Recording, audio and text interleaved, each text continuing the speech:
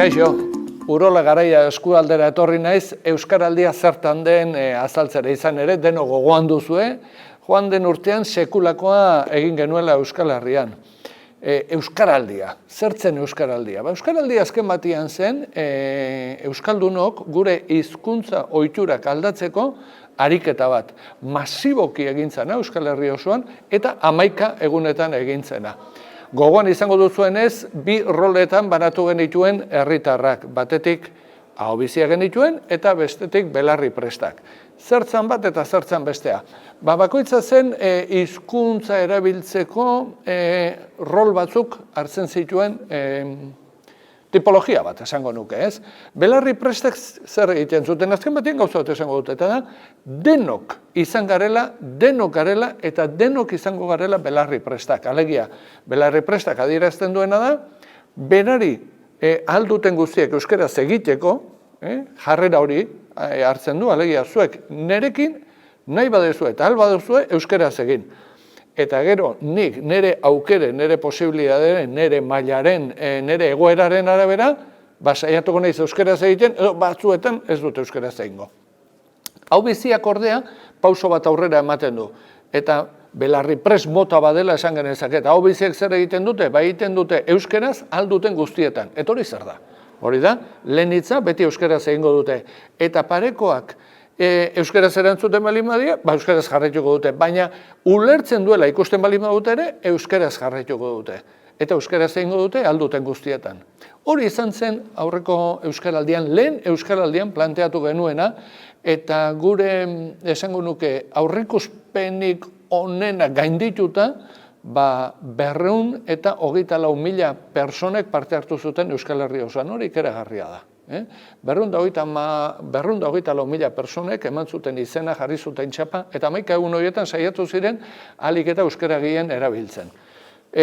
Segurazki, Europan egin den hizkuntza ohiturak aldatzeko ariketarik masiboena izango da Euskaraldia.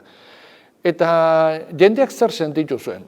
Jendeak ikusi zuen euskaraz egiteko uste baino askoz ere aukera gehiago zituela. Hori izan zen jendearengan sortu zen lehen erreakzioa. Baina honek euskaraz baldeke, besteak euskaraz baldake. Uste genituen uste batzuk erori egin zitzaizkigun. Bat hori izan zen. Jendeak gero egindako ikerketetan eta oso garbi adierazi du, uste zuena baino jende gehiago dakiela euskaraz. Jendeak ere pentsatze zuena baino euskara gutxiago egiten zuela ohartu zen. Egun horietan ohartu baitzen, hainbat jenderekin erderaz egiten zuela, nahiz eta berak pentsatu jende askorekin egiten zuela euskaraz. Eta gero kasu batzuetan nik uste hartu ginela, hainbatekin edo hainbatetan euskaraz egitea uste baino erresagoa zela, eta beste batzuetan uste baino zailagoa. Hori guztia ere sentitu genuen, egun horietan. Eta ze hitz nagusitu dira parte hartu zutenengan.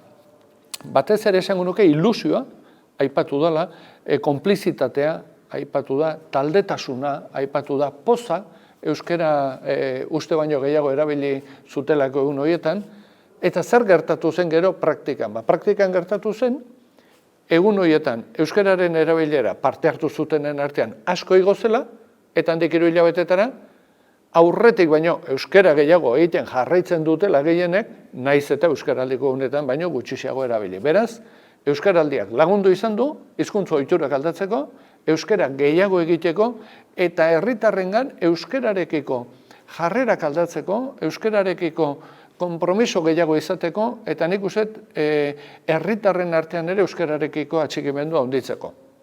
Hori aurreko euskaraldia, baina badator hurrengoa. Hurrengoa datorren urtean izango da. Eta esango dut, izango dela gehiago, gehiagotan eta sakonagoa. Horrek zer esan nahi du? Esan nahi du jarraituko dugula herritarren artean ere belarri prest eta hobizi rolak sustatzen.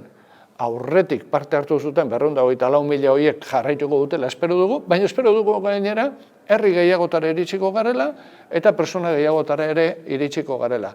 Eta gainera, salto handi bat emango dugu hurrengo euskaraldian, eta izango da. Personengandik era guztietako erakunde, elkarte, enpresa eta entitateetara egingo dugu jauzi. Eta nola hartuko dute parte entitate erakunde edo talde horiek? erakunde bakoitzean, elkarte bakoitzean, enpresa bakoitzean, ikusiko dute nola dauden antolatuta. Azken batean, enpresa guztietan daude sailak, daude gero kirol elkartetan daude taldeak, edo antolatuak daudenak. Eta hor, identifikatuko dituzte ariguneak. Zer dira ariguneak? Ariguneak dira, normalean, elkarrekin lanean, elkarte batean, edo erakunde batean, aritzen dien persona multzoa. Erakunde edo elkarte bakoitzak ikusi beharko du zenbat arigune dituen. Eta aztertu beharko duena da, ea zenbatetan parteide guztiek gutxienez euskara ulertzen duten. Eta denek euskara ulertzen bali megute hor, barne arigune bat izango dugu. Eta gero izango ditugu kanpo ariguneak, eta horiek izango dira bezeroekin edo kanpoko personekin harremana duten puntuak. Naiz batean, naiz bestean, ikusten bali bada aukera arigune bat sortzeko, egingo dutena da parteide gehienen oniritzia jaso eta erakundearen, elkartearen edo dena delako entitatearen ere oniritzia eta babesa jaso. Eta 15 horietan, arigune horiek euskeraz funtzionatuko dute. Alegia, funtzionatuko dute, aho bizi eta belarri prest modura.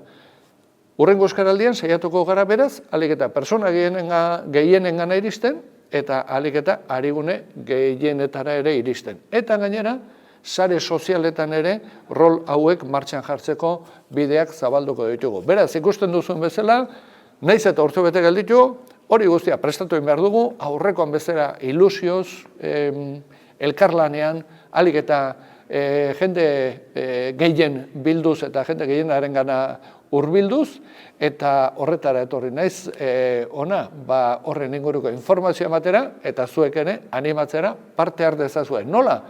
Edo herri batzordeetan parte hartuz, edo zuen laguntza puntuala emanez, edo gutxienez informazioa jasoz. Animatu, badatorreta hurrengo euskaraldia.